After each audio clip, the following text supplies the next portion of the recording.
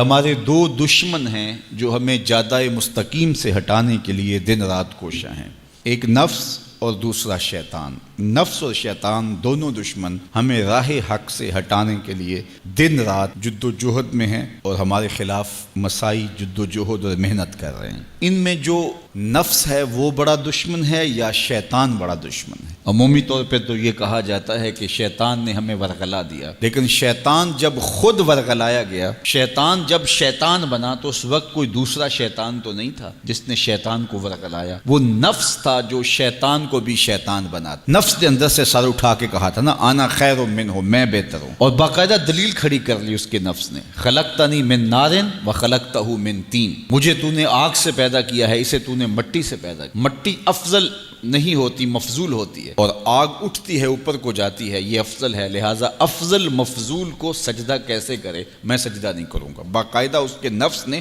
ایک دلیل تراشی۔ اللہ اگر چاہتا اس کی دلیل کے بخی و دھیڑ کے رکھ دیتا، لیکن اللہ تعالیٰ نے اس کی دلیل کا جواب دینے کی بجائے کہا جا میرے دربار سے نکل جا۔ اس نے کہا مالک مجھے مہلت دے دے، کہا جا قیامت تک تجھے مہلت۔ اللہ اکبر۔ تو اب شیطان کو شیطان بنانے والا نفس ہے جس نے اندر سے کھڑے ہو کے کہا انا خیر منہ، میں بہتر ہوں۔ اس میں نے شیطان کا بیڑا غرق کر، انانیت اسے کہتے ہیں، انا خیر منہ، اس سے انانیت ہے، میں بہتر ہوں۔ ایک بزرگ تھے، انہوں نے ساری زندگی اپنی زبان پہ لفظ میں نہیں آنے دیا۔ وہ فرماتے تھے یہ وہ لفظ ہے جس نے شیطان کا بیڑا غرق۔ تو وہ اس مفہوم کو ادا بھی کرنا چاہتے تو بألفاظ دیگر کر۔ کسی نے سنا کہ فلاں شخص ہے، اس کی زبان پہ کبھی میں کا لفظ نہیں آیا، تو اس نے کہا لو اس کی زبان پہ یہ لفظ کیوں نہیں آیا؟ میں جاتا ہوں اور ان کی زبان پہ یہ لفظ آئے ہی آئے۔ ہر شخص کی اپنی ترجیحات ہوتی ہے، ایک مہم پہ نکلا کہ ان کی زبان پہ لفظ میں لے کر آنا۔ گیا، حضرت بیٹھے تھے، حضرت ایک مسئلہ پوچھنے آیا ہوں۔ بیٹا پوچھئے۔ کہا شیطان کو کس چیز نے برباد کیا تھا؟ حضرت اب تو بولیں گے نا کہ میں نے اس کا بیڑا غرق کیا تھا، تو کہوں گا جیسے بھی زبان پہ لفظ تو آئی گیا، اور شیخ بھی بڑے سمجھدار تھے، سمجھ گئے اس کی نیت کے کھوٹ کو کہ یہ کیوں آیا ہے اور یہ مسئلہ کیوں پوچھ رہا۔ ہر مسئلہ تفہیم کے لیے نہیں پوچھا جاتا، اس کے مقاصد اور بھی ہوتے ہیں، اور اہل اللہ کو اللہ نے وہ بصیرت دی ہوتی ہے جو سائل کے انداز سے سمجھتے ہیں کہ اس کے مقاصد۔ تو کہا حضرت پوچھنے آیا ہوں کہ شیطان کو کس چیز نے برباد کیا؟ حضرت فرمانے لگے نماز کا ٹائم ہو گیا، ابھی جماعت کھڑی ہونے والی ہے، نماز کے بعد اس پہ بات کر۔ خیر نماز ہوئی، سلام پھرا تو حضرت خود فرمانے لگے کسی نے پوچھا تھا کہ شیطان کو کس چیز نے برباد کیا؟ جواب دینا چاہ رہا ہوں، کس نے پوچھا تھا؟ جھٹ کھڑا ہو گیا میں نے۔ کہا بس اسی نے اس کا بیڑا غرق کر دیا۔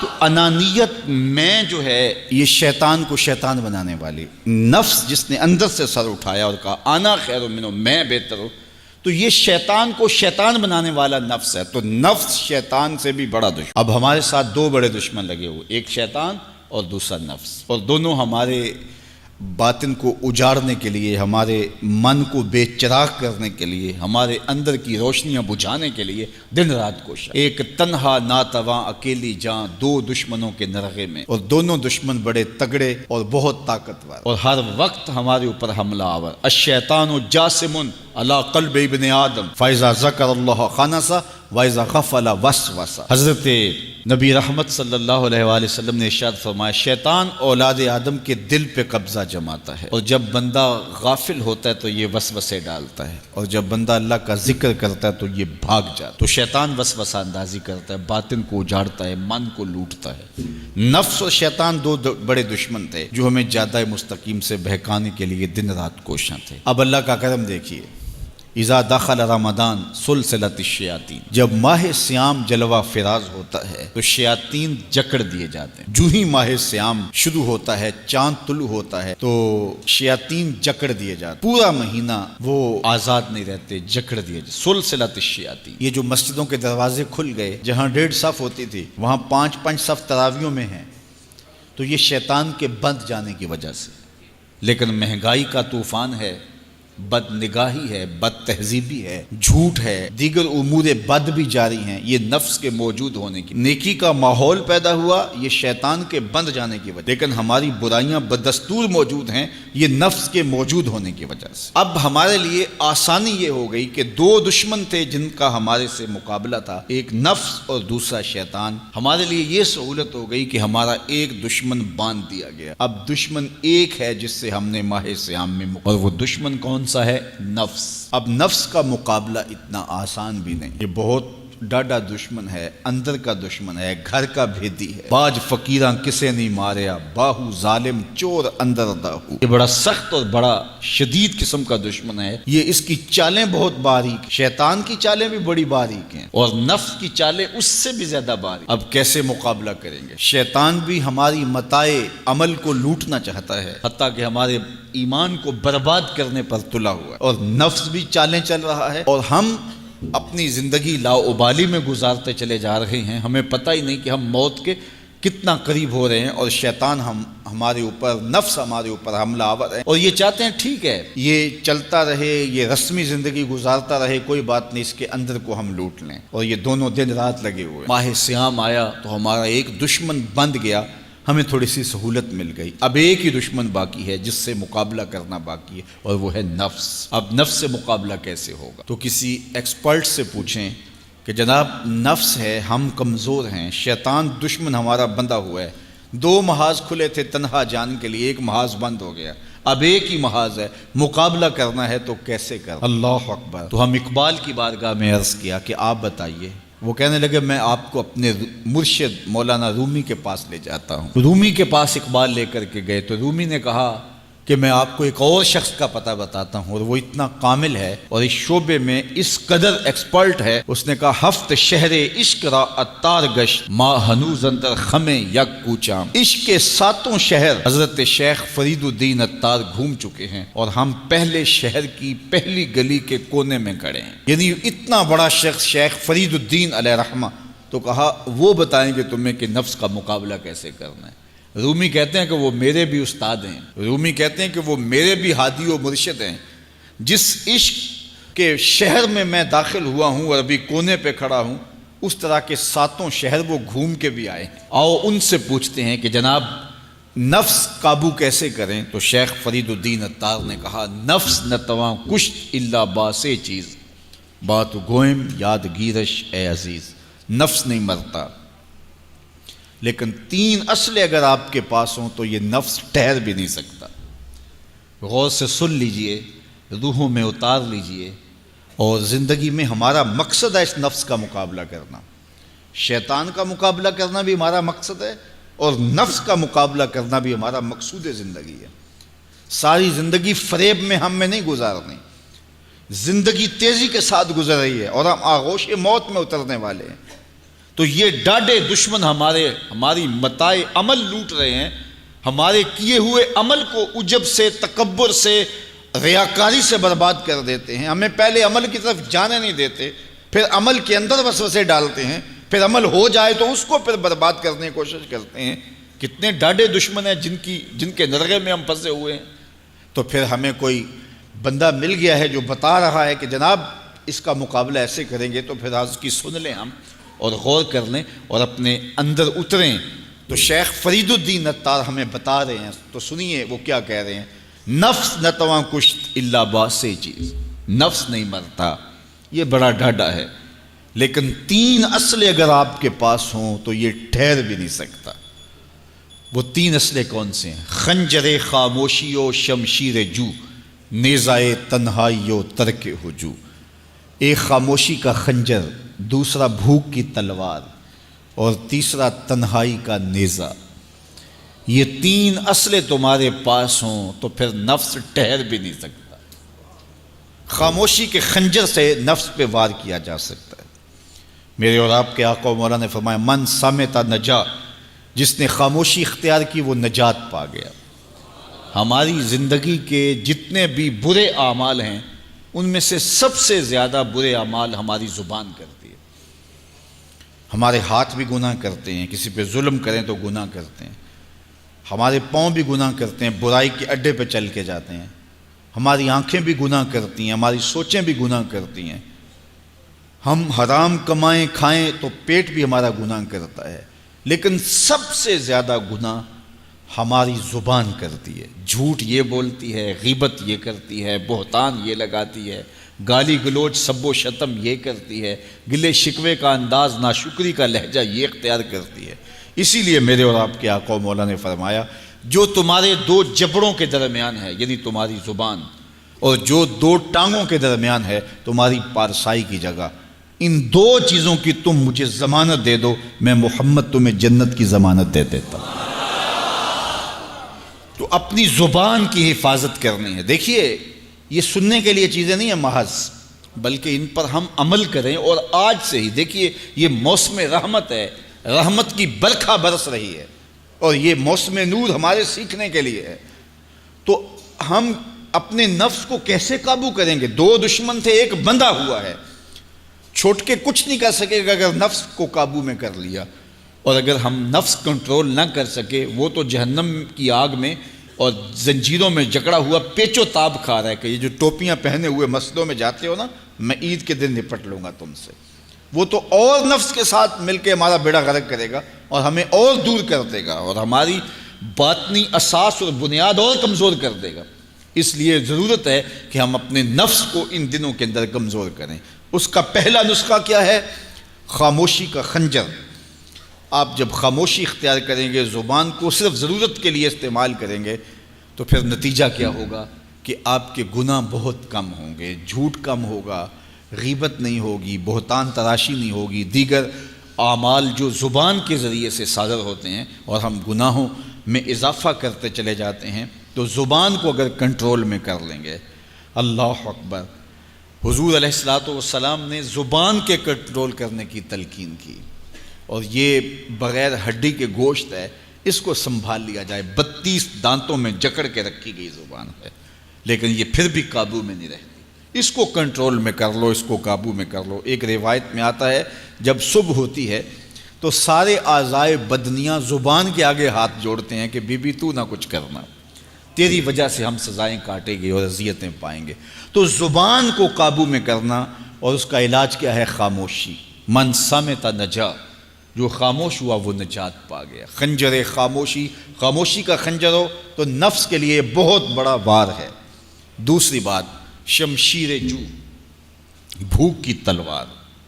بھوک کے ذریعے نفس کشی ہوتی ہے، نفس کا مقابلہ بھوک سے ہم کر سکتے ہیں، چونکہ جب بھوک ہوگی تو اس وقت بہت ساری خواہشات جو ہیں وہ دم توڑ جائیں گے۔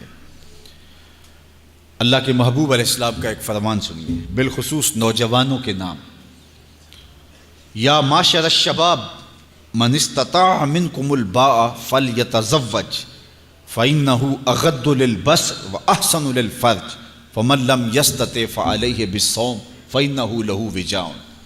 فرمایا اے جوانوں کے گروہ، تم میں سے جو نکاح کرنے کی طاقت رکھتا ہے وہ دیر نہ کرے، جلدی نکاح کر لے۔ کیوں کہ نگاہ اور پارسائی کی جگہ کا محافظ ہے، تمہاری نظر کو بھی محفوظ کرے گا اور تمہاری پارسائی، تمہاری عصمت کے جوہر کو بھی محفوظ کرے گا۔ تو اگر کسی کے پاس استطاعت ہے تو وہ نکاح کرنے میں دیر نہ کرے۔ فَإِن لَمْ يَسْتَطِعْ، اور اگر کوئی طاقت نہیں رکھتا، اس کے حالات ایسے نہیں ہیں کہ وہ نکاح کر پائے، فَعَلَيْهِ بِالصَّوْمِ، تو فرمایا وہ کثرت کے ساتھ روزے رکھے۔ فَإِنَّهُ لَهُ وِجَاءٌ، روزے اس کے لیے قاطع شہوات ہیں اور اس کی مشکلیں آسان کرنے والے ہیں۔ تو نوجوانوں کو اگر استطاعت نصیب ہو جائے تو وہ شرم نہ کریں، وہ نکاح کی طرف بڑھیں تاکہ ان کی عصمت کے جوہر کی حفاظت ہو سکے۔ لیکن کسی وجہ سے نکاح میں تاخیر ہے تو پھر وہ کثرت کے ساتھ روزے رکھیں۔ روزوں کی کثرت گناہ سے، شہوات سے، برائی سے، گناہوں سے انسان کو بچاتی ہے۔ تو کثرت کے ساتھ روزے رکھے جائیں، تو روزہ بھوک جو ہے وہ نفس کشی کا ایک مؤثر ترین علاج ہے، اور یہ میرے اور آپ کے آقا و مولا نے بیان فرمایا۔ تو بھوک کی تلوار جو ہے یہ نفس کشی کا ایک مؤثر ذریعہ ہے، اور نفس کا سر کاٹنے کے لیے بھوک کی تلوار ہمیں ہر وقت حمائل کیے رکھنی چاہیے، اور ہر وقت اپنے ساتھ لٹکا کے رکھنا چاہیے، کثرت کے ساتھ ہمیں روزے رکھنے چاہیے۔ تیسری بات فرمایا نیزہ تنہائی، تنہائی کا نیزہ۔ جب آپ عمومی طور پہ مجلسی زندگی میں ہوں گے تو بہت ساری خطائیں اور بہت سارے گناہ مجلسی زندگی میں آپ سے سرزد ہوں گے، تو جب آپ تنہائی اختیار کر لیں گے تو بہت سارے گناہوں سے بچ جائیں گے۔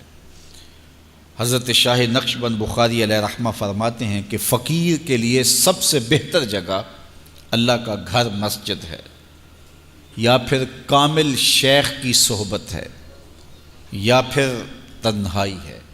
چوتھی جگہ سوائے ہلاکت کے اور کچھ نہیں ہے۔ العافیۃ فی العزلہ، عزلت میں، تنہائی میں عافیت رکھی گئی ہے۔ اس لیے اپنے آپ کو ایسے ہجوم میں، ایسی جگہوں پہ لے جانے سے روکیں، اپنے آپ پر ضبط کریں جہاں نظر پاک نہیں رہتی، جہاں خیال کی پاکیزگی کا سامان نہیں رہتا، اور جہاں آپ کی جو ہے وہ آپ کی زبان محفوظ نہیں رہتی۔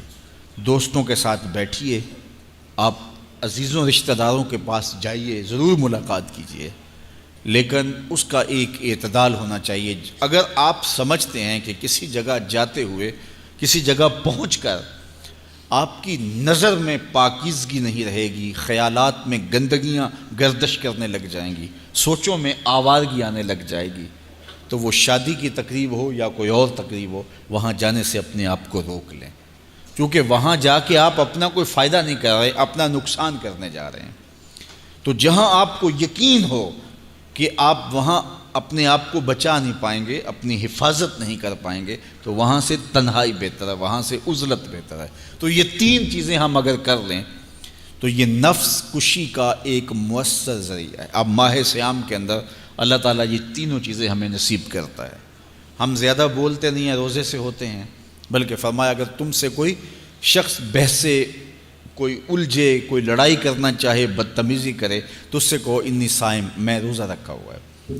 اور اسی طرح بھوک تو میسر ہوتی ہی ہوتی ہے، اور تیسری بات کہ عزلت بھی میسر ہو جاتی ہے، اس میں آپ ذکر کے لیے، فکر کے لیے، روزے میں آپ تلاوت کلام مجید کے لیے تنہائی اختیار کرتے ہیں۔ تو گویا روزہ ایک ایسی تربیتی ورکشاپ ہے کہ جس کے ذریعے سے آپ کے نفس کی تہذیب ہو جاتی ہے۔ جب نفس قابو میں آ گیا، نفس کنٹرول میں آ گیا، نفس کو آپ نے کمزور کر لیا، تو شیطان چھٹ کے بھی کچھ نہیں کر سکے گا، کیونکہ شیطان ہمارے اوپر حملہ کرتا ہے نفس کے ذریعے سے۔ باہر کا دشمن ہے اور نفس اندر کا دشمن ہے۔ ہمارے دیہاتوں میں چوری ہو جائے نا تو بوڑھے بزرگ مل کے بیٹھ جاتے ہیں کہ بتاؤ چوری کیسے ہوئی، تو ایک نقطے پہ سارے متفق ہوتے ہیں، اور وہ نقطہ یہ ہوتا ہے کہ کوئی اندر کا بھیدی ضرور ہے۔ جب تک کوئی اندر کا بندہ نہیں تو باہر سے کوئی آ کے از خود چوری نہیں کر سکتا، تو کوئی اندر کا بندہ ضرور موجود ہے۔ نفس اندر کا بھیدی ہے اور شیطان باہر سے آ کر حملہ آور ہونے والا ہے۔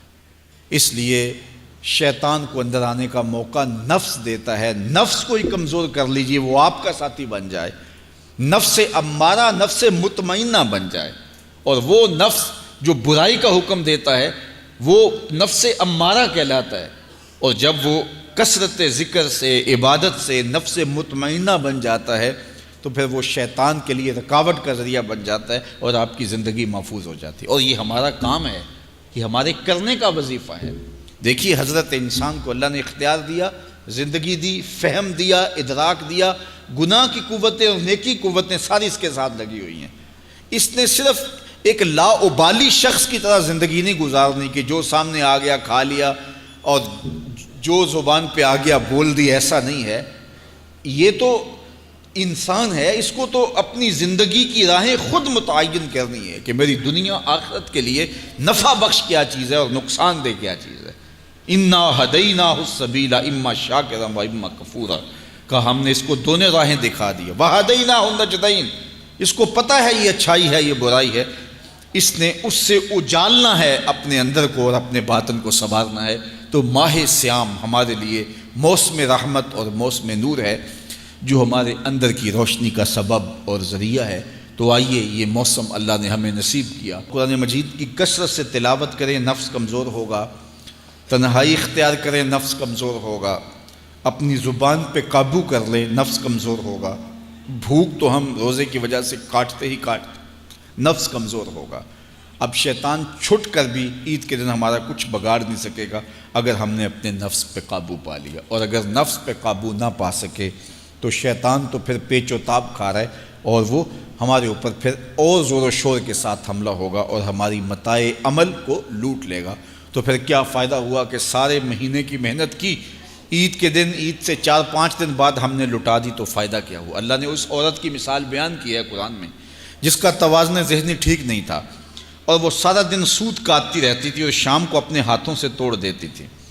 تو کہا کہیں ایسا نہ کرنا کہ تم بھی اس عورت کی طرح ہو جاؤ کہ اپنے ہاتھ سے کاتا ہوا سوت اپنے ہاتھوں سے ہی توڑ دو۔ پورا مہینہ بھوک کاٹی، پیاس کاٹی، تکلیفیں گوارا کیں، اور شام کو جو ہے وہ اپنے ہاتھ سے ہی وہ سوت کاٹنے والی خاتون سوت توڑ دیتی ہے۔ تو کہیں ہم بھی ایسے نہ ہو جائیں کہ مہینے کی محنت ہر سال عید یا عید کے چند دن بعد برباد کر لیں، پھر اگلے سال مہینے کی محنت کریں، پھر عید کو برباد کر دیں، تو کیا فائدہ ہوا؟ تو ہم نے جو نعمت سمیٹی ہے، جو چیز دی ہے، جو چیز حاصل کیا، اس کو جذب کر لیں روح کے اندر، اس کو اپنے من کے اندر اتار لیں۔ اہل ایمان کو ایک دعا تلقین کی گئی ہے، وہ کیا دعا کرتے ہیں؟ ربنا لا تزغ قلوبنا بعد اذ ہدیتنا، اے اللہ ہدایت کے بعد ہمارے دل کو پھر دوبارہ ٹیڑھا نہ کر دینا۔ اگر ہدایت دی ہے تو وہ نصیب ہی رہے، وہ من میں جذب ہو جائے، وہ روح میں اتر جائے۔ تو میں اور آپ اپنی زندگی کو اللہ اور اس کے رسول کے نام پہ لگایا ہے، تو پھر اپنی ساری زندگی کو اللہ اور اس کے رسول کے نام پہ لگا دیں۔